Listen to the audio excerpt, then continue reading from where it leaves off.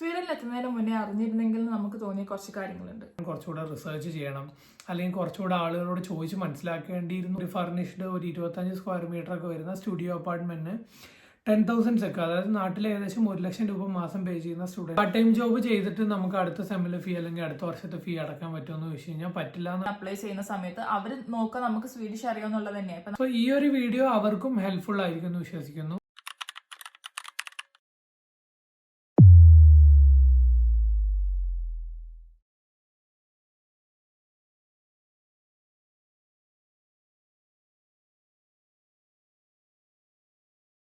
ഞങ്ങൾ സ്വീഡനിലേക്ക് വന്നത് പ്രത്യേകിച്ച് പ്ലാൻ ചെയ്തിട്ടോ അല്ലെങ്കിൽ ഒരുപാട് ആൾക്കാരോട് ചോദിച്ചിട്ടോ ഇവിടുത്തെ അവസ്ഥ എന്താണെന്ന് മനസ്സിലാക്കിയിട്ടൊന്നുമല്ല.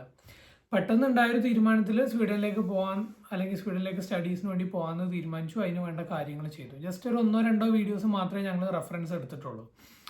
പക്ഷേ ഇവിടെ വന്ന് ആദ്യത്തെ ഒരു 1-2 മാസം കൊണ്ട് ഞങ്ങൾക്ക് മനസ്സിലായ കുറച്ച് കാര്യങ്ങളുണ്ട്. ഇങ്ങോട്ടേക്ക് വരാൻ കുറച്ചുകൂടെ റിസർച്ച് ചെയ്യണം, അല്ലെങ്കിൽ കുറച്ചുകൂടെ ആളുകളോട് ചോദിച്ച് മനസ്സിലാക്കേണ്ടിയിരുന്നു എന്ന് തോന്നിയ കുറച്ച് കാര്യങ്ങളുണ്ട്. അതൊക്കെയാണ് ഞങ്ങൾ ഇന്നത്തെ വീഡിയോയിൽ ഉൾപ്പെടുത്തുന്നത്. ഇനി ഇങ്ങോട്ടേക്ക് സ്റ്റഡീസിനായിട്ടോ അല്ലെങ്കിൽ ഫാമിലി ആയിട്ടൊക്കെ മൂവ് ചെയ്യുന്നവർക്ക് ഉപകാരപ്പെടുമെന്ന് വിശ്വസിക്കുന്നു. സോ നമുക്ക് വീഡിയോയിലേക്ക് പോവാം. നമ്മൾ എത്രയൊക്കെ ബഡ്ജറ്റ് പ്ലാൻ ചെയ്ത് ജീവിച്ചാലും ചെലവ് ചുരുക്കി ജീവിക്കുക എന്ന് പറയുന്നത് സ്വീഡനിൽ നിയർലി ഇമ്പോസിബിൾ ആയിട്ടുള്ളൊരു കാര്യമാണ്. അതിൻ്റെ ഒരു മെയിൻ റീസൺ ശരിക്കും ഇവിടുത്തെ റെൻറ്റ് തന്നെയാണ്. ഇപ്പോൾ ഒരു സ്റ്റുഡൻറ്റിൻ്റെ കാര്യം എടുത്ത് നോക്കുകയാണെങ്കിൽ ആവറേജ് ഏകദേശം ഒരു ഷെയർഡ് അക്കോമഡേഷന് 4,000 to 8,000 ഒക്കെ റെൻറ്റ് വരുന്നുണ്ട് മാസം. ഇനി അല്ല നമ്മൾ ഇൻഡിവിജ്വൽ ആയിട്ട് താമസിക്കുകയാണെന്നുണ്ടെങ്കിൽ ഇപ്പോൾ ഒരു ഫർണിഷ്ഡ് ഒരു 25 സ്ക്വയർ മീറ്റർ ഒക്കെ വരുന്ന സ്റ്റുഡിയോ അപ്പാർട്ട്മെന്റിന് 10,000 ഒക്കെ, അതായത് നാട്ടിൽ ഏകദേശം 1 ലക്ഷം രൂപ മാസം പേ ചെയ്യുന്ന സ്റ്റുഡൻസിനെയൊക്കെ നമുക്ക് ലുണ്ടിൽ കാണാൻ പറ്റും. പിന്നെ മെയിൻ ആയിട്ടുള്ള റീസൺ ഈ ഒരു സ്വീഡൻ ഭയങ്കര കോസ്റ്റ് ലിവിങ് കൂടാനുള്ള ഒരു കാരണം ഇവിടുത്തെ ഗ്രോസറീസ് ആണ്. ഇപ്പോൾ ഗ്രോസറീസിൻ്റെ കാര്യം എടുത്ത് നോക്കുകയാണെങ്കിലും സ്റ്റുഡൻസ് ആയിക്കോട്ടെ, ഇനി കപ്പിൾ അല്ലെങ്കിൽ ഫാമിലി ആയിട്ട് നിൽക്കുന്നവരായിക്കോട്ടെ, ഏകദേശം മാസം ഒരു 1,500 to 4,000 എങ്ങനെയായാലും നമുക്ക് ഈ ഒരു ഗ്രോസറീസിന് സ്പെൻഡ് ചെയ്യേണ്ടി വരും. ഇപ്പോൾ സ്വീഡൻ്റെ കാര്യം എടുത്ത് നോക്കുകയാണെങ്കിൽ എല്ലാ വർഷവും ഒരു 2.5 to 3% ഈ ഗ്രോസറീസിൻ്റെ കാര്യത്തിൽ പ്രൈസ് ഹൈക്ക് വരുന്നുണ്ട്. ഇനിയിപ്പോൾ നമ്മൾ പുറത്തുനിന്ന് കഴിക്കുന്ന ഒരു സിറ്റുവേഷൻ എടുത്ത് നോക്കുകയാണെങ്കിൽ ആവറേജ് ഒരു നല്ല ബേസിക് മീൽ കിട്ടണമെങ്കിൽ ഇവിടെ 120 to 150 സെക്ക് ഒരു മീലിന് പേ ചെയ്യേണ്ടി വരും. അതും നാട്ടിൽ ഏകദേശം ഒരു 1,500 ആ ഒരു ഇപ്പോൾ രൂപയിലേക്ക് കൺവേർട്ട് ചെയ്യുമ്പോൾ ഏകദേശം 1,500 രൂപ ഒരു ബേസിക് മീലിന് തന്നെ നമുക്ക് കൊടുക്കേണ്ട സിറ്റുവേഷൻ ഉണ്ട്. ഇതൊക്കെ കൊണ്ട് തന്നെ സ്വീഡൻ ഭയങ്കര ലിവിങ് കോസ്റ്റ് കൂടിയൊരു കൺട്രി ആയിട്ട് മാറാനുള്ള റീസൺ. പിന്നെ വേറൊരു അഡ്വാൻറ്റേജ് എന്ന് പറയുന്നത് ഇവിടുത്തെ ഇപ്പോൾ റെൻറ്റിൽ മിക്ക സ്ഥലത്തും ഇലക്ട്രിസിറ്റി, വാട്ടർ, വൈഫൈ അങ്ങനത്തെ ഒക്കെ ഇൻക്ലൂഡിങ് ആയിട്ടുള്ള അപ്പാർട്ട്മെന്റ്സ് നമുക്ക് കൂടുതൽ കിട്ടും. അങ്ങനെ നോക്കുകയാണെങ്കിലും പിന്നെ അതുപോലെ തന്നെ എല്ലായിടത്തും സ്റ്റുഡൻറ്റ് ഓഫേഴ്സ് അപ്ലിക്കബിൾ ആവും. അങ്ങനത്തെ കാര്യങ്ങളൊക്കെ വെച്ച് നോക്കുമ്പോൾ നമുക്ക് കുറച്ചുകൂടെ ഒക്കെ ഒരു ചിലവ് അഡ്ജസ്റ്റ് ചെയ്യാൻ പറ്റും. ഈ ഒരു എക്സ്പെൻസിൽ നമുക്ക് എന്തെങ്കിലുമൊക്കെ ഒരു ലാഭം ഉണ്ടാക്കണമെന്നുണ്ടെങ്കിൽ അതിന് മെയിനായിട്ട് നമുക്ക് ചെയ്യാൻ പറ്റുന്ന കാര്യം എപ്പോഴും വീട്ടിൽ കുക്ക് ചെയ്യാൻ ശ്രദ്ധിക്കുക. പിന്നെ അതുപോലെ തന്നെ മിക്ക സ്ഥലത്തും നമുക്ക് ഗ്രോസറീസ് ആയിക്കോട്ടെ, ട്രാവൽ ആയിക്കോട്ടെ, എല്ലാത്തിലും സ്റ്റുഡൻറ്റ് ഡിസ്കൗണ്ട്സ് അപ്ലൈ ചെയ്യാൻ പറ്റും. സോ മെസനെറ്റ് പോലത്തെ കാർഡുകൾ കാര്യങ്ങൾ യൂസ് ചെയ്യുകയാണെങ്കിൽ നമുക്ക് അങ്ങനത്തെ ഓഫേഴ്സും കിട്ടും. സോ അതെല്ലാം യൂസ് ചെയ്യുക എന്നുള്ളതാണ് ഇതിലൊരു എന്തെങ്കിലുമൊക്കെ ഒരു നമുക്ക് ചെയ്യാൻ പറ്റുന്ന ഒരു കാര്യം. ഇവിടെ അക്കോമഡേഷൻ കിട്ടുക എന്ന് പറയുന്നത് ഭയങ്കര ബുദ്ധിമുട്ടുള്ള ഒരു കാര്യം. ഇപ്പൊ നമ്മൾ സ്റ്റുഡന്റ് ആയിട്ട് വരുന്ന സമയത്ത് ഡിപ്പെൻഡന്റ് ഒന്നുമില്ല, നമ്മൾ ഒറ്റക്കാണെങ്കിൽ നമുക്ക് സ്റ്റുഡന്റ് അക്കോമഡേഷൻ കിട്ടും. അതല്ല, നമ്മൾ ഡിപ്പെൻഡന്റ് ആയിട്ടാണ് വരുന്നെങ്കിൽ നമുക്ക് സ്റ്റുഡന്റ് അക്കോമഡേഷനിൽ അപ്ലൈ ചെയ്യാനായിട്ട് കഴിയില്ല. അപ്പൊ നമ്മൾ വേറെ എല്ലാണ്ടുള്ള വെബ്സൈറ്റ്സിലെല്ലാം അപ്ലൈ ചെയ്യേണ്ടതായിട്ട് വരും. ഇവിടെ എല്ലാം തന്നെയും ക്യൂ സിസ്റ്റം ആണ്, വർഷങ്ങളോളം ക്യൂ സിസ്റ്റം ആയിരിക്കും. അതിപ്പം ഗോതൻബർഗ്, ലുണ്ട്, സ്റ്റോക്കോ, മാൽമോ അവിടെ അങ്ങനത്തെ സിറ്റീസ് ഒക്കെ ആണെങ്കിൽ വലിയ ക്യൂ സിസ്റ്റം ആയിരിക്കും ഉണ്ടാവുക. കുറേ കാലം കഴിഞ്ഞിട്ടേ നമുക്ക് അക്കോമഡേഷൻ കിട്ടുള്ളൂ. അതുപോലെ നമ്മൾ സ്റ്റുഡന്റ് ആയിരിക്കുന്ന കാലത്ത് നമുക്ക് സ്റ്റുഡന്റ് എന്നുള്ള ലേബലിൽ അക്കോമഡേഷൻ കിട്ടാൻ ബുദ്ധിമുട്ട് ഉണ്ടോയെന്ന് വെച്ചാൽ അത്യാവശ്യം ചെറിയ രീതിയിൽ ബുദ്ധിമുട്ടുണ്ടാവും. പക്ഷെ എന്നാലും നമുക്ക് കിട്ടും. എന്നാൽ സ്റ്റുഡന്റ് എന്നുള്ള ലേബിൽ നമ്മളെ അടുത്തുനിന്ന് പോയി കഴിഞ്ഞാൽ നമുക്കൊരു അക്കോമഡേഷൻ കിട്ടണമെങ്കിൽ വളരെ ബുദ്ധിമുട്ടാണ്. കാരണം അവർ ഇൻകം പ്രൂഫ് ചോദിക്കും. അപ്പോൾ നമ്മൾ അത് കൊടുത്തു കഴിഞ്ഞാലും അതിലും ക്യൂ സിസ്റ്റം ഉണ്ടാവും. ഇപ്പം കുറേ വെബ്സൈറ്റ്സ് ഉണ്ട്, ഹിംസ്റ്റാഡ്, എൽകെഎഫ് അങ്ങനത്തെ കാര്യങ്ങൾ വെബ്സൈറ്റ്സ്. അതിലൊക്കെ തന്നെയും ഈ ഇൻകം പ്രൂഫ് നമ്മൾ അപ്ഡേറ്റ് ചെയ്ത് കഴിഞ്ഞാലും ഇത്ര പോയിന്റ്സ് നമുക്ക് കിട്ടും. ആ പോയിന്റ്സ് നമുക്ക് കിട്ടുന്നത് നമ്മൾ എത്ര കാലം തൊട്ട് ആ ഒരു സാധനം ലോഗിൻ ചെയ്ത് ഉപയോഗിക്കുന്നു അതിനുള്ളതനുസരിച്ചിട്ടായിരിക്കും. അത് ഓരോ ദിവസത്തെ ലോഗിനും പോയിന്റ്സ് കാര്യങ്ങളുണ്ട്. അതൊക്കെ വെച്ചിട്ടാണ് ക്യൂല് നമ്മളെ റാങ്ക് അവർ ഡിസൈഡ് ചെയ്യുന്നത്. സോ അങ്ങനത്തെ ഒക്കെ ഒരു വിചിത്രമായ സിസ്റ്റം ഇവിടെ ഉള്ളതുകൊണ്ട് തന്നെ അക്കോമഡേഷൻ കണ്ടുപിടിക്കുക എന്ന് പറയുന്നത് ഭയങ്കര ബുദ്ധിമുട്ടാണ്. അതുപോലെ ലോങ് ടേമിലേക്ക് നോക്കുന്ന സമയത്ത് നമ്മളെ ഇൻകം പ്രൂഫ് കാര്യങ്ങൾ അങ്ങനത്തെ ഒരുപാട് കാര്യങ്ങൾ നമ്മൾ അപ്ലോഡ് ചെയ്യേണ്ടതായിട്ട് വരും. പിന്നെ മെയിനായിട്ട് പറയുകയാണെന്നുണ്ടെങ്കിൽ സ്വീഡനിൽ ഏറ്റവും കൂടുതൽ സ്കാം നടക്കുന്ന ഒരു ഏരിയയാണ് ഈ ഒരു അക്കോമഡേഷൻ റിലേറ്റഡ് ആയിട്ടുള്ള. അതായത് ഒരുപാട് ഫേക്ക് വെബ്സൈറ്റ്സ്, അതുപോലെ തന്നെ അഡ്വാൻസ് എന്നുള്ള രീതിയിൽ നമ്മളെ കയ്യിൽ നിന്ന് കൂടുതൽ പൈസ മേടിക്കുക, അങ്ങനത്തെ ഒരുപാട് സ്കാംസും സ്വീഡനിൽ ഇതിനെപ്പറ്റി നടക്കുന്നുണ്ട്. സോ നാട്ടിൽ നിന്ന് ഇപ്പോൾ ഇങ്ങോട്ടേക്ക് വരുന്ന സമയത്താണെങ്കിലും നിങ്ങൾ ഇവിടെ വന്നിട്ട് അക്കോമഡേഷൻ മാറുന്ന സമയത്താണെങ്കിലും പ്രീ പ്ലാൻഡ് ആയിട്ട് ചെയ്യുകയല്ല. ഒരു 3-4 മാസം മുന്നേ തന്നെ നോക്കി തുടങ്ങി ഫൈനലൈസ് ചെയ്യുക. അല്ലാന്നുണ്ടെങ്കിൽ ലാസ്റ്റിലേക്ക് കിട്ടാനും ബുദ്ധിമുട്ടായിരിക്കും.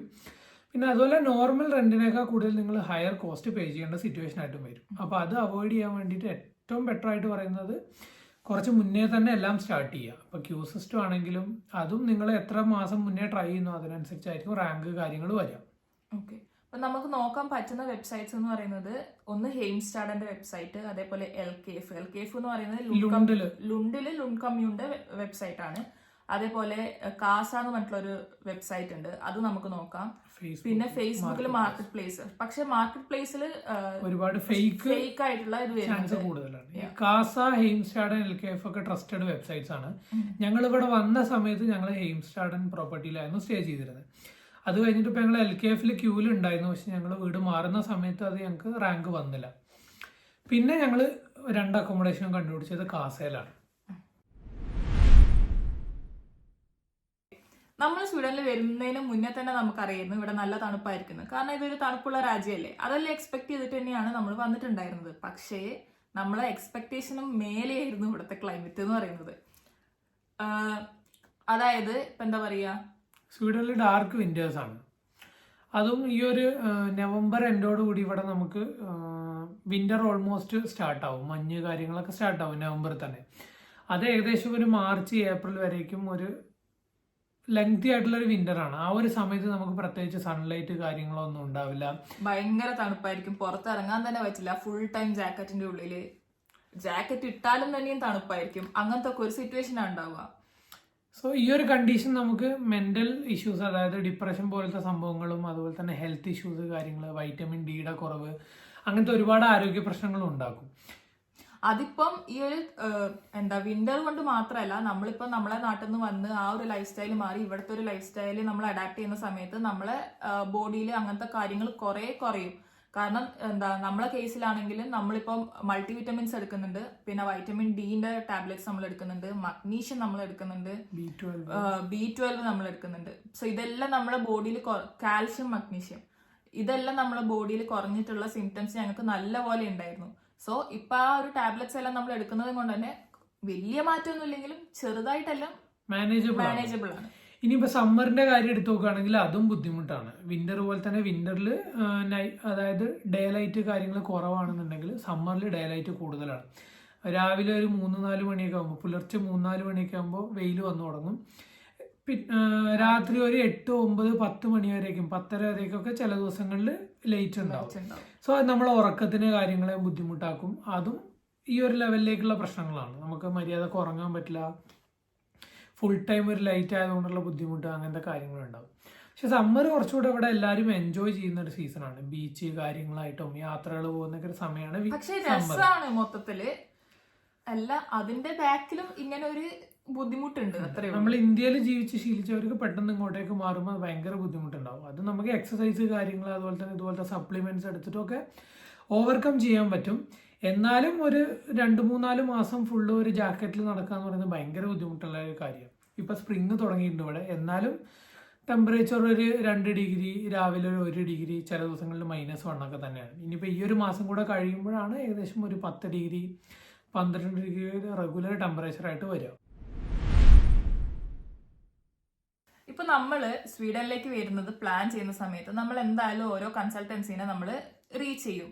അപ്പൊ ആ ഒരു സമയത്ത് അവർ നമ്മളോട് പറയും, ഇപ്പം സ്വീഡന്റെ കാര്യത്തിലാണെങ്കിൽ അവർ നമ്മളോട് പറയുമായിരിക്കും, അതായത് ഇംഗ്ലീഷ് ഉണ്ടെങ്കിലും നമുക്ക് അവിടെ സർവൈവ് ചെയ്യാൻ പറ്റും, ഈവൻ അതൊരു സ്വീഡിഷ് സ്പീക്കിംഗ് കൺട്രി ആണെങ്കിൽ കൂടി.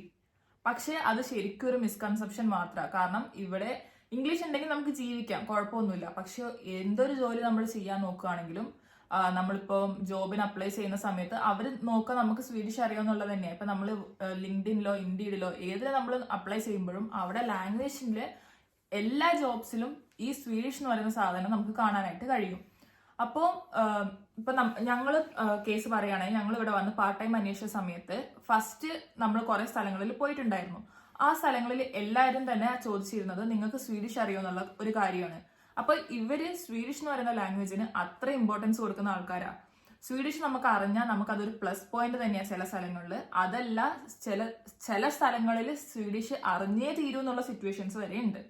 സോ നിങ്ങൾ ഇവിടെ വരുന്ന സമയത്ത് ഒന്നെങ്കിൽ SFI പോലെയുള്ള സ്വീഡിഷ് കോഴ്സസിൽ ചേരുക, അതല്ല സ്വയം പഠിക്കാൻ പറ്റുമെങ്കിൽ അങ്ങനെയും പഠിക്കുക.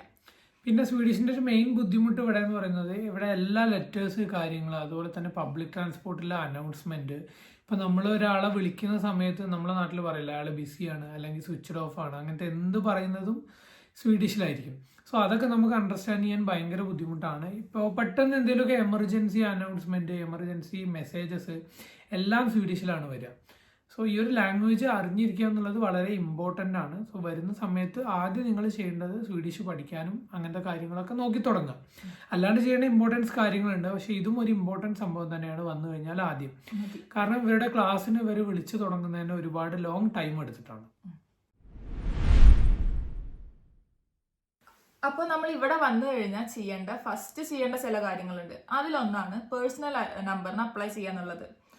ഫസ്റ്റ് നമ്മൾ ചെയ്യുക സിം എടുക്കുക അങ്ങനത്തെ കാര്യങ്ങളൊക്കെ ആണെങ്കിലും നമ്മൾ വന്ന് വെരി നെക്സ്റ്റ് ഡേ തന്നെ നമ്മൾ അപ്ലൈ ചെയ്യേണ്ട ഒരു കാര്യമാണ് പേഴ്സണൽ നമ്പർ. കാരണം ഇതിന് നമുക്ക് വെയിറ്റിംഗ് ടൈം കുറേ ഉണ്ടാവും.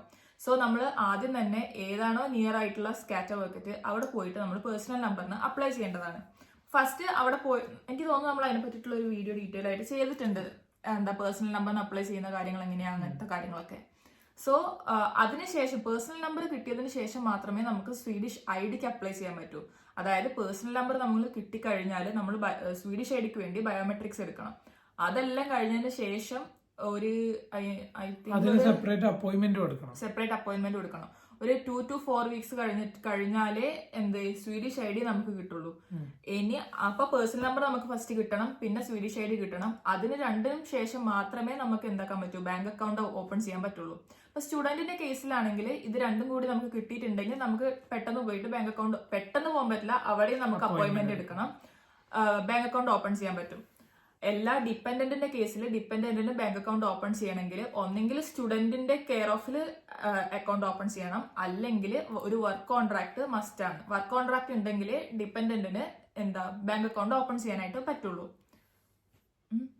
സോ ഇതിനെല്ലാം ടൈം എടുക്കും. പിന്നെ അതുപോലെ ഇതെല്ലാം ഒരു സ്റ്റെപ്പ് ബൈ സ്റ്റെപ്പ് പ്രോസസ്സാണ്. ഒന്ന് കിട്ടിയാൽ മാത്രമേ നമുക്ക് അടുത്തതിന് അപ്ലൈ ചെയ്യാൻ പറ്റുള്ളൂ. സോ അതെല്ലാം ഇവിടെ ഇത്രയും ടൈം എടുക്കും എന്ന് പറയാനുള്ള മെയിൻ റീസണ് ഈ ഒരു ബാങ്ക് അക്കൗണ്ട് കാര്യങ്ങൾ അല്ലെങ്കിൽ ഈ ഒരു ID പേഴ്സണൽ നമ്പർ എല്ലാം റെഡി ആയാലും മാത്രമേ നമുക്ക് ജോബ് കാര്യങ്ങൾ ചെയ്തു തുടങ്ങാൻ പറ്റുള്ളൂ. സോ വന്ന് ഒരു 2-3 മാസത്തിൻ്റെ ഉള്ളിൽ ഇതെല്ലാം റെഡിയാക്കി കഴിഞ്ഞ് നമുക്ക് ഇവിടുത്തെ ഒരു നോർമൽ സ്വീഡിഷ് ലൈഫിലേക്ക് കടക്കാൻ പറ്റുള്ളൂ. അപ്പൊ അതുകൊണ്ട് എത്രയും പെട്ടെന്ന്, അതായത് സ്വീഡനിലേക്ക് എത്തി എത്രയും പെട്ടെന്ന് തന്നെ പേഴ്സണൽ നമ്പറിന് അപ്ലൈ ചെയ്യാന്നുള്ളതാണ്. നമുക്ക് അതിനെ കുറിച്ചൊന്നും നാട്ടിൽ നിന്ന് വരുന്ന സമയത്ത് ഒരു ഐഡിയ അല്ല. ഇവിടെ വന്ന് പരിചയപ്പെട്ട ഓരോരുത്തർ പറയുന്നതും അവര് ഡേറ്റ് എടുത്തു എന്ന് പറയുമ്പോഴാണ് നമ്മൾ അതിനെ കുറിച്ച് ചിന്തിക്കുന്നതും അപ്ലൈ ചെയ്യുന്നതൊക്കെ തന്നെ. അതുപോലെ 1 year കോഴ്സിന് പേഴ്സണൽ നമ്പർ കിട്ടില്ല, കോർഡിനേഷൻ നമ്പർ ആയിരിക്കും ഉണ്ടാവുക. അപ്പൊ അങ്ങനത്തെ ഒരു കേസിൽ കോർഡിനേഷൻ നമ്പർ വെച്ചിട്ട് ബാങ്ക് അക്കൗണ്ട് കിട്ടൂല, അങ്ങനത്തെ ഒക്കെ കേസസ് ഉണ്ട്. പക്ഷെ അത് ബാങ്ക് അക്കൗണ്ട് എടുക്കും, പക്ഷെ അതിന് വേറെയും എന്തൊക്കെയോ ബുദ്ധിമുട്ട്, സാങ്കേതികത, കോർഡിനേഷൻ നമ്മൾ മനസ്സിലാക്കിയെടുത്തോളം കോർഡിനേഷൻ നമ്പറിന് എന്തായാലും സ്വീഡിഷ് ID കിട്ടില്ല. അതായത് പോപ്പുലേഷൻ രജിസ്ട്രിയിൽ നമ്മളെ പേര് അതിൽ ആഡ് ആവില്ല. അത് ആഡ് ചെയ്തിട്ടുണ്ടെങ്കിലേ നമുക്ക് സ്വീഡിഷ് ID കിട്ടുള്ളൂ, ബാങ്ക് അക്കൗണ്ട് ഓപ്പൺ ചെയ്യാൻ പറ്റുള്ളൂ, അങ്ങനത്തെ ഒക്കെ ഉണ്ട്. ലാംഗ്വേജിന്റെ കാര്യം പറഞ്ഞ പോലെ തന്നെ നമ്മളെ ഏജൻസിയിൽ നിന്ന് കൂടുതലും പറഞ്ഞു പറ്റിക്കുന്ന ഒരു 3 സംഭവങ്ങളാണ്. സ്വീഡനിൽ പാർട്ട് ടൈം ജോബ് കിട്ടാൻ എളുപ്പമാണ്, ഹൈ പേയ്മെന്റ് ആണ്, നമുക്ക് അൺലിമിറ്റഡ് ആയിട്ട് വർക്ക് ചെയ്യാം. പിന്നെ അതുപോലെ തന്നെ ഡിപ്പെൻഡന്റിനും ഇപ്പോൾ ഫുൾ ടൈം വർക്ക് കാര്യങ്ങളൊക്കെ പെട്ടെന്ന് കിട്ടും, അൺലിമിറ്റഡ് ആയിട്ട് വർക്ക് ചെയ്യാന്നുള്ളത്. പക്ഷെ ഇതെല്ലാം ശരിക്കും അവർ നുണ പറഞ്ഞ് നമ്മളെ പറ്റിക്കുന്ന സംഭവങ്ങളാണ്. ഈ പാർട്ട് ടൈം ജോബിന്റെ കാര്യങ്ങൾ എടുത്തു നോക്കുകയാണെങ്കിൽ എല്ലാ സിറ്റീസിലും commonly part time job available അല്ല. അപ്പം അതിൻ്റെ ഏറ്റവും വലിയൊരു എക്സാമ്പിൾ പറയുകയാണെന്നുണ്ടെങ്കിൽ ഒരു 20 to 25 കിലോമീറ്റർ ഡിഫറൻസ് ഉള്ള 2 സിറ്റിയാണ് ലുണ്ട്, മാൽമോ. ലുണ്ടിൽ ചെറിയൊരു സിറ്റിയാണ്, സ്റ്റുഡൻറ് സിറ്റിയാണ്, പാർട്ട് ടൈം ജോബ് ഓപ്ഷൻസ് വളരെ കുറവാണ്. അത് മാൽമോയിലേക്ക് എത്തുന്ന സമയത്ത് ലുണ്ടിനേക്കാൾ ഒരു 4-5 ഇരട്ടി പാർട്ട് ടൈം അവൈലബിലിറ്റി കാര്യങ്ങൾ വരുന്നുണ്ട്. അതൊന്ന്. പിന്നെ മാത്രമല്ല ലാംഗ്വേജും ഇതിൽ ഭയങ്കര ഒരു ഇമ്പോർട്ടൻ്റ് ആയിട്ടുള്ളൊരു കാര്യമാണ്. നമ്മൾ ജോബ് അന്വേഷിക്കുന്ന സമയത്ത് കോമ്പറ്റീഷൻ കൂടുതലാണ്. സോ നമ്മളെക്കാൾ ലാംഗ്വേജ് അറിയുന്നത്, മൾട്ടിപ്പിൾ ലാംഗ്വേജ് അറിയുന്നത്, അതിൽ മെയിൻ സ്വീഡിഷ് ലാംഗ്വേജ് അറിയുന്നവർക്ക് എല്ലാ കമ്പനീസ് ആയിക്കോട്ടെ, എല്ലാ ഷോപ്സ് ആയിക്കോട്ടെ ഇമ്പോർട്ടൻസ് കൊടുക്കും. കാരണം ഇവിടെ കസ്റ്റമേഴ്സ് കൂടുതലും സ്വീഡിഷ് ആൾക്കാരാണ്. So Swedish is A plus point അവിടെ. പിന്നെ നമുക്ക് തോന്നിയ പോലെ അൺലിമിറ്റഡ് ആയിട്ട് വർക്ക് ചെയ്യാനുള്ള ഒരു ഓപ്ഷൻ ഇല്ല. അത് സ്റ്റുഡൻസ് ആയിക്കോട്ടെ അല്ലാണ്ട് വർക്ക് ചെയ്യുന്നവരായിക്കോട്ടെ, ലിമിറ്റഡ് അവേഴ്സ് മാത്രമേ വർക്ക് ചെയ്യാൻ പറ്റുള്ളൂ. അത് ഇനിയും ലിമിറ്റ് ചെയ്യാൻ ഈ ഒരു വർഷത്തെ ഇതിൽ ഇനിയും കുറക്കാൻ സാധ്യതയുണ്ട്. അതുപോലെ തന്നെ നമുക്കൊരു ഹെവി പേയ്മെന്റ് കാര്യങ്ങളൊന്നും ഹവർലി ആയിക്കോട്ടെ ഫുൾ ടൈം വർക്ക് ചെയ്യുന്നവരായിക്കോട്ടെ എക്സ്പെക്ട് ചെയ്യാൻ പറ്റില്ല. അത് നമ്മൾ ചെയ്യുന്ന ഓരോ ജോലിയിലും ഡിഫറെൻ്റ് ആയിട്ടുള്ള പേയ്മെന്റ് സ്ലാബാണ് നമുക്ക് വരുന്നത്. അതും നമ്മളൊരു എക്സ്പെക്ടേഷൻ എന്ന് പറയുന്ന പോലെ ഒരുപാട് പേയ്മെന്റ് ഒന്നും കിട്ടില്ല. ഹവർലി വർക്ക് ചെയ്യുന്നവരായിക്കോട്ടെ അല്ലെങ്കിൽ ഫുൾ ടൈം വർക്ക് ചെയ്യുന്നവരായിക്കോട്ടെ സാലറി താരതമ്യേന ഒരു ആവറേജ് സാലറി മാത്രമേ സ്വീഡനിൽ കിട്ടുള്ളൂ. അല്ലാന്നുണ്ടെങ്കിൽ നമുക്ക് അതിൻ്റെതായിട്ടുള്ള എക്സ്പീരിയൻസ് കാര്യങ്ങൾ, ലാംഗ്വേജ് സ്കില്ല്, അങ്ങനത്തെ കാര്യങ്ങൾ വേണം. പിന്നെ അതുപോലെ തന്നെ ഇവിടെ പാർട്ട് ടൈം ജോബ് ചെയ്തിട്ട് നമുക്ക് അടുത്ത സെമ്മിലെ ഫീ അല്ലെങ്കിൽ അടുത്ത വർഷത്തെ ഫീ അടക്കാൻ പറ്റുമെന്ന് ചോദിച്ചു കഴിഞ്ഞാൽ പറ്റില്ല എന്നുള്ളത് തന്നെയാണ് ആൻസർ. എസ്പെഷ്യലി സ്റ്റുഡൻ്റ് ആയിട്ട് മാത്രം വരുന്ന ആൾക്ക് ഒരിക്കലും പറ്റില്ല. കാരണം അവർ ഇവിടെ വർക്ക് ചെയ്ത് കഴിഞ്ഞാൽ ഇവിടുത്തെ ചിലവുകൾ തന്നെ മീറ്റ് ചെയ്യാൻ ബുദ്ധിമുട്ടാണ്. ആ ഒരു സമയത്ത് സേവ് ചെയ്തിട്ട് നെക്സ്റ്റ് സെമ്മിലെ ഫീ അടക്കാമെന്ന് പറഞ്ഞു കഴിഞ്ഞാൽ നടപടിയാകുന്ന കാര്യമില്ല. ഇനിയിപ്പോൾ കപ്പിളായിട്ട് വരുന്നവർ അല്ലെങ്കിൽ ഫാമിലി ആയിട്ട് വരുന്നവരുടെ കാര്യത്തിൽ മേ ബി ചാൻസ് ഉണ്ട്, രണ്ടുപേരും വർക്ക് ചെയ്ത് നല്ല രീതിയിൽ സേവ് ചെയ്ത്, അല്ലെങ്കിൽ ഇപ്പോൾ അവർ ഡിപ്പെൻഡൻ്റ് ആയിട്ട് വരുന്ന ആൾക്ക് വെൽ എക്സ്പീരിയൻസ്ഡ് ആണ്, പെട്ടെന്ന് തന്നെ നല്ലൊരു ജോലി കിട്ടി ഒരു ഹയർ പേയ്മെൻറ്റ് കിട്ടുകയാണെങ്കിൽ മേ ബി അത് പോസിബിൾ ആയിരിക്കും. പക്ഷെ ഞങ്ങളുടെ കാര്യത്തിൽ നടന്നിട്ടില്ല. പിന്നെ വേറൊരു കാര്യം എന്താന്ന് വെച്ചാല്, ഇപ്പൊ നമ്മള് വരുന്ന സമയത്ത് നിങ്ങൾ എന്തൊരു ജോലി ചെയ്യാൻ തയ്യാറാണോ, അതായത് ഏത് ജോലി കിട്ടിയാലും ചെയ്യുന്നുള്ള ഒരു മൈൻഡ് സെറ്റ് ഉള്ള ഒരാളാണെങ്കിൽ നമുക്ക് ജോലി കിട്ടാൻ കുറച്ചുകൂടി ഈസിലി അവൈലബിൾ എന്നല്ല, എന്നാലും നമ്മൾ തിരഞ്ഞാലും നമുക്ക് ജോലി കിട്ടും. അതല്ല ഡിമാൻഡ് വെച്ചിട്ടോ എനിക്ക് ഈ ജോലിയൊന്നും ചെയ്യാൻ പറ്റില്ല, നാട്ടിലെ ആൾക്കാർ കണ്ട എന്ത് വിചാരിക്കും, അങ്ങനെ ഒരു മൈൻഡ് സെറ്റ് ആണെങ്കിൽ നമുക്ക് എവിടെയും സർവൈവ് ചെയ്യാൻ പറ്റില്ല. യൂറോപ്യൻ കൺട്രീസിൽ ഇൻകം ടാക്സ് റേറ്റ് വെച്ച് നോക്കുമ്പോൾ ഏറ്റവും കൂടുതൽ ഇൻകം ടാക്സ് ഈടാക്കുന്ന കൺട്രികളിൽ 4ാം സ്ഥാനത്താണ് സ്വീഡന്. അതിപ്പോൾ ഏത് ടൈപ്പ് ജോബ് ആയിക്കോട്ടെ, പാർട്ട് ടൈം ജോബോ ഫുൾ ടൈം ജോബോ ഡിപ്പെൻഡൻറ്റ് ചെയ്യുന്നതോ അല്ലെങ്കിൽ സ്റ്റുഡൻറ്റ് വർക്ക് ചെയ്യുന്നതോ, ഇവിടെ വർക്ക് ചെയ്യുന്ന എല്ലാവരും ഇൻകം ടാക്സ് പേ ചെയ്യണം. ഇപ്പോൾ അത് സ്ലാബും ഓരോ മുനിസിപ്പാലിറ്റി അനുസരിച്ചിട്ട് എല്ലാ മുനിസിപ്പാലിറ്റിക്കും ഒരേ സ്ലാബ് അല്ല. അത് ഓരോ മുനിസിപ്പാലിറ്റിയും ടാക്സ് സ്ലാബ് ഡിഫറൻസ് വരുന്നുണ്ട് നമ്മൾ പേ ചെയ്യേണ്ട പെർസെൻറ്റേജ് വെച്ച് നോക്കുമ്പോൾ. മാത്രമല്ല ഇപ്പം നമുക്കൊരു അക്കൗണ്ടിങ് ഇയറിൽ കിട്ടുന്ന ടോട്ടൽ സാലറിയിൽ നമ്മൾ എല്ലാ മാർച്ച് മാസത്തിലും ടാക്സ് ഡിക്ലറേഷൻ എന്ന് പറഞ്ഞിട്ട് നമുക്കൊരു നോട്ടീസ് വരും. അതെന്തിനാന്ന് വെച്ച് കഴിഞ്ഞാൽ നമ്മൾ വർക്ക് ചെയ്യുന്ന സമയത്ത് നമ്മളെ എംപ്ലോയർ ടാക്സ് കട്ടിയിട്ടാണ് നമുക്ക് സാലറി കയ്യിലേക്ക് തരിക, ബാങ്ക് അക്കൗണ്ടിലേക്ക് തരിക. അങ്ങനെ ഓരോ മാസവും ഡിഡക്റ്റ് ചെയ്യുന്ന എമൗണ്ടിൽ നമ്മൾ കൂടുതൽ ടാക്സ് ആയിട്ട് പേ ചെയ്തിട്ടുണ്ടെങ്കിൽ അത് നമുക്ക് ഇൻകം ടാക്സ് റിട്ടേൺ ആയിട്ടും, അല്ല കുറച്ചാണ് നമ്മൾ എംപ്ലോയർ പേ ചെയ്തിട്ടുണ്ടെങ്കിൽ നമ്മളത് ടാക്സ് പേയബിൾ ആയിട്ടുള്ള നോട്ടീസ് ആയിരിക്കും നമുക്ക് വരിക. ഇപ്പം ഞങ്ങളുടെ കേസ് എടുത്ത് നോക്കുകയാണെങ്കിൽ പോയ 2 വർഷവും ദിൽഷാനക്ക് റിട്ടേൺ ആണ് കിട്ടിയിരുന്നത്. അതായത് ഇങ്ങോട്ട് പേയ്മെൻറ്റ് കിട്ടിയിട്ടുണ്ട്. ഇപ്പോൾ വന്നതിലും അങ്ങനെ തന്നെയാണ്, ഇപ്പോൾ വന്നതും കഴിഞ്ഞ വർഷത്തും. എൻ്റെ കേസ് എടുത്ത് നോക്കുകയാണെങ്കിൽ കഴിഞ്ഞ വർഷം ഞാൻ ചെറിയൊരു എമൗണ്ട് അങ്ങോട്ടേക്ക് പേ ചെയ്തു, ഈ വർഷം ഞാനൊരു ഹ്യൂജ് എമൗണ്ട് പേ ചെയ്യേണ്ടതായിട്ട് വരുന്നുണ്ട്. അപ്പോൾ അങ്ങനത്തെ ഒരു സിറ്റുവേഷൻ വെച്ച് നോക്കുമ്പോൾ നമുക്കിവിടെ സേവിങ്സ് എന്ന് പറയുന്നത് നിയർലി ഭയങ്കര ബുദ്ധിമുട്ടായിട്ടുള്ള കാര്യമാണ്. പൈസ സേവ് ചെയ്യാൻ പറ്റില്ല. ഇനിയിപ്പോൾ നമ്മൾ എന്തെങ്കിലും സേവിങ്സ് പ്ലാൻ ഉണ്ടാക്കിയാൽ തന്നെ ഓരോ ഇയർ എൻഡിങ്ങിലും അത് ഇപ്പോൾ എൻ്റെ കേസിൽ ഞാനൊരു നല്ലൊരു എമൗണ്ട് സേവിങ്സ് പ്രതീക്ഷിക്കുന്നു, പക്ഷെ അതിപ്പോൾ ടാക്സിലേക്ക് പേ ചെയ്യേണ്ട സിറ്റുവേഷൻ. അതിന്റെ റീസൺ ഇവൻ മൾട്ടിപ്പിൾ വർക്ക്സ് ചെയ്യുന്നതുകൊണ്ടാണ്, 2 സ്ഥലത്ത് വർക്ക് ചെയ്യുന്നുണ്ട്. അതിൻ്റെ ഒരു എക്സ്പ്ലനേഷൻ ചോദിക്കുകയാണെന്നുണ്ടെങ്കിൽ ഇപ്പം നമ്മൾ 2 സ്ഥലത്ത് വർക്ക് ചെയ്യുന്നു. ഇപ്പോൾ ഒരു ഉദാഹരണം പറയുകയാണെങ്കിൽ എനിക്ക് 2 സ്ഥലത്തും 10,000 സെക്കാണ് സാലറി എന്ന് വിചാരിക്കാം. അപ്പോൾ 2 സ്ഥലത്തും എൻ്റെ എംപ്ലോയർ 10,000 ടാക്സ് ആയിരിക്കും എൻ്റെ നിന്ന് ഡിറക്റ്റ് ചെയ്തിട്ടുണ്ടാവുക. പക്ഷേ സ്കാറ്റർ വർക്കറ്റിൽ നിന്ന് നോക്കുമ്പോൾ എൻ്റെ ടോട്ടൽ സാലറി എന്ന് പറയുന്നത് ഒരു മാസം 20,000 ആണ്.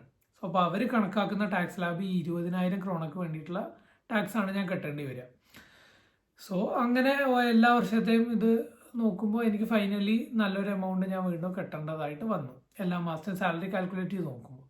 സോ അതാണ് എൻ്റെ കേസിൽ സംഭവിച്ചത്. ഇവിടെ സ്വീഡനിൽ ഫ്രണ്ട്സിനെ ഉണ്ടാക്കാന്ന് പറയുന്നത് ഭയങ്കര ബുദ്ധിമുട്ടായിട്ടുള്ള ഒരു കാര്യം. അപ്പൊ ഇന്ത്യൻസുമായിട്ട് കൂടാൻ അധികം സമയമൊന്നും വേണ്ട, നമ്മൾ പെട്ടെന്ന് മിങ്കിളാവും. അതല്ല ഇവിടുത്തെ ആൾക്കാർ, സ്വീഡിഷ് ആയിട്ടുള്ള ആൾക്കാരുമായിട്ട് നമുക്ക് ഫ്രണ്ട്സ് ആവാന്ന് പറയുന്നത് എന്തായാലും സമയം എടുക്കും. കാരണം അവരവരെ ബൗണ്ടറീസ് ഭയങ്കരമായിട്ട് കീപ്പ് ചെയ്യുന്ന ആൾക്കാരാണ്.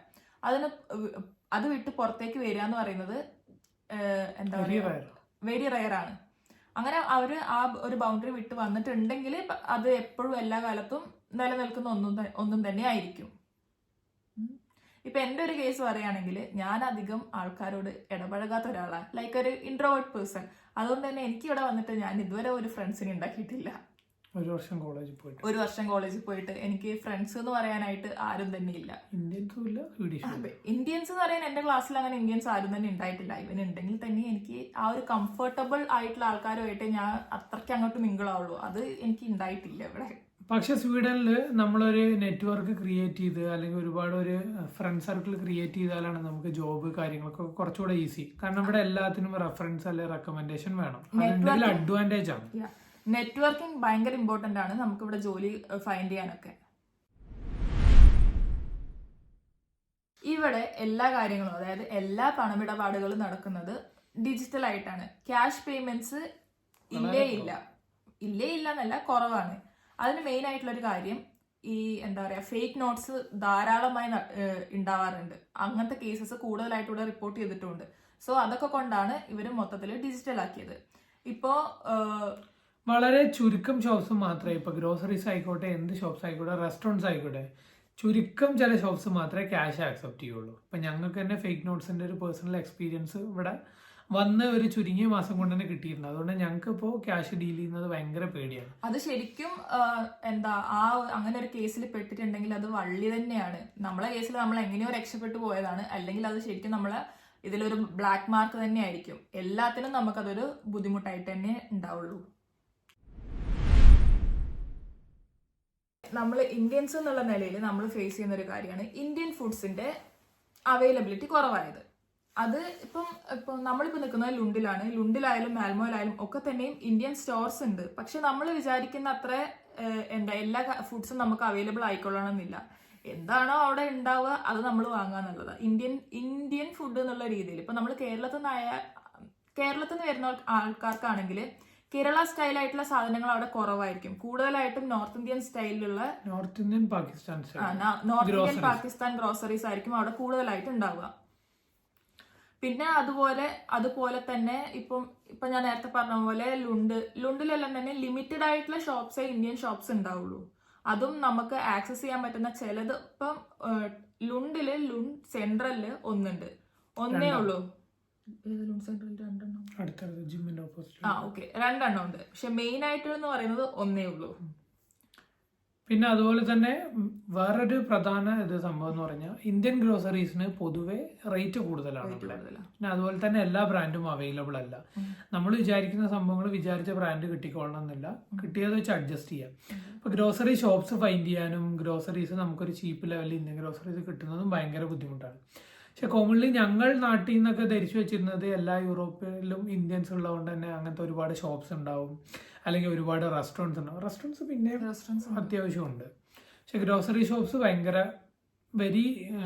വളരെ കുറവാണ്.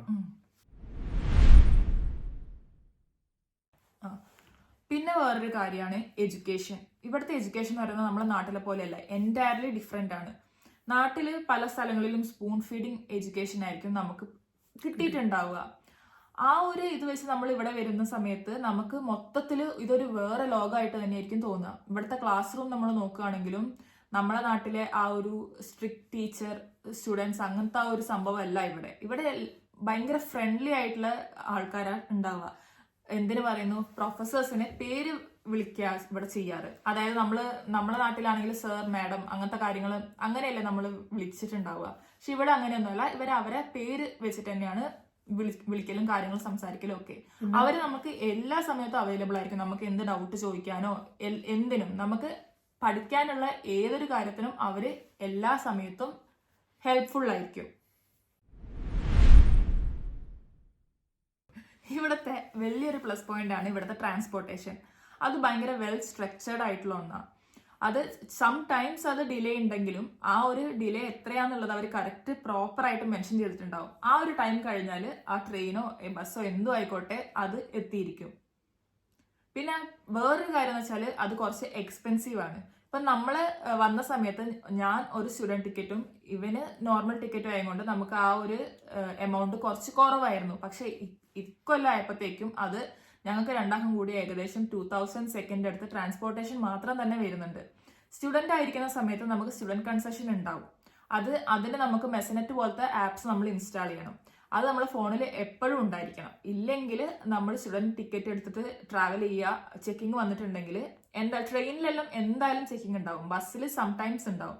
എപ്പോഴാണോ ചെക്കിങ്ങിന് വരിക ആ സമയത്ത് നമുക്ക് സ്റ്റുഡൻറ് കൺസെഷൻ കാർഡ്, നമ്മളെ മെസനെറ്റ് പോലത്തെ കാർഡ് നമ്മളെ കയ്യിലില്ലെങ്കിൽ നമ്മൾ അതിന് ഫൈൻ കൊടുക്കേണ്ടി വരും. ഫൈൻ എന്ന് പറയുന്നത് ഹൈ ഫൈൻ തന്നെയായിരിക്കും കൊടുക്കേണ്ടി വരിക. നമുക്ക് ആദ്യം അറിയായിരുന്നു മെസനെറ്റിനെ പറ്റി ടിക്കറ്റ് എടുക്കുമ്പോൾ, ഫസ്റ്റ് ടിക്കറ്റ് എടുക്കുമ്പോൾ? ഇല്ല, നമ്മൾ അതിൽ ഇത് കണ്ടില്ലേ, സ്റ്റുഡന്റ് മെസനെറ്റ് പോലത്തെ ആപ്പ് ഡൗൺലോഡ് ചെയ്യണം. പിന്നെ യൂണിവേഴ്സിറ്റിയിൽ പോയ സമയത്ത് അവിടുന്ന് പറഞ്ഞിട്ടുണ്ടായിരുന്നു സ്റ്റുഡന്റ് ID ഇങ്ങനത്തെ ആപ്സ് ഡൗൺലോഡ് ചെയ്യണം എന്നുള്ളത്. ഇത്രയൊക്കെയാണ് സ്വീഡനെ പറ്റി നമ്മൾ നാട്ടിൽ നിന്ന് വരുന്നതിന് മുന്നേ നമുക്ക് അറിഞ്ഞിരുന്നെങ്കിൽ നമുക്ക് തോന്നിയിട്ടുണ്ടായിരുന്ന കാര്യങ്ങൾ. സോ ഇതിൻ്റെയൊക്കെ ഒരു മെയിൻ ആയിട്ട് ഈ ഒരു വീഡിയോ ചെയ്യുന്നതിൻ്റെ റീസൺ എന്താണെന്ന് വെച്ചാൽ നമുക്കിപ്പോൾ ഒരുപാട് എൻക്വയറീസ് വരുന്നുണ്ട്. ഇവിടെ ജോബ്സിൻ്റെ സിറ്റുവേഷൻസ് എന്തൊക്കെയാണ്, അല്ലെങ്കിൽ ഇത്ര പാർട്ട് ടൈം ചെയ്യാൻ പറ്റുമോ, നമുക്ക് നെക്സ്റ്റ് സെം ഫീ ഇങ്ങനെ അടക്കാൻ പറ്റുമോ, അക്കോമഡേഷൻ എങ്ങനെ കണ്ടുപിടിക്കാം, അക്കോമഡേഷൻ എക്സ്പെൻസ് മാനേജ് ചെയ്യാൻ പറ്റുമോ, അങ്ങനത്തെ ഒരുപാട് സംഭവങ്ങൾ നമുക്ക് ക്വസ്റ്റ്യൻ ആയിട്ട് വരുന്നുണ്ട്. ഇപ്പോൾ യൂട്യൂബിലായിക്കോട്ടെ ഇൻസ്റ്റാഗ്രാമിലായിക്കോട്ടെ. സോ ഈ ഒരു വീഡിയോ അവർക്കും ഹെൽപ്ഫുൾ ആയിരിക്കും എന്ന് വിശ്വസിക്കുന്നു. അതുപോലെ തന്നെ ഈ ഒരു കാര്യങ്ങളൊക്കെ നമുക്ക് മുൻകൂട്ടി അറിയുകയാണെന്നുണ്ടെങ്കിൽ ഇവിടെ വന്നു കഴിഞ്ഞാൽ ലൈഫ് സ്റ്റാർട്ട് ചെയ്യാൻ കുറച്ചുകൂടി ഈസി ആയിരിക്കും. സോ ഈ വീഡിയോ എല്ലാവർക്കും ഉപകാരപ്പെടുമെന്ന് വിശ്വസിക്കുന്നു.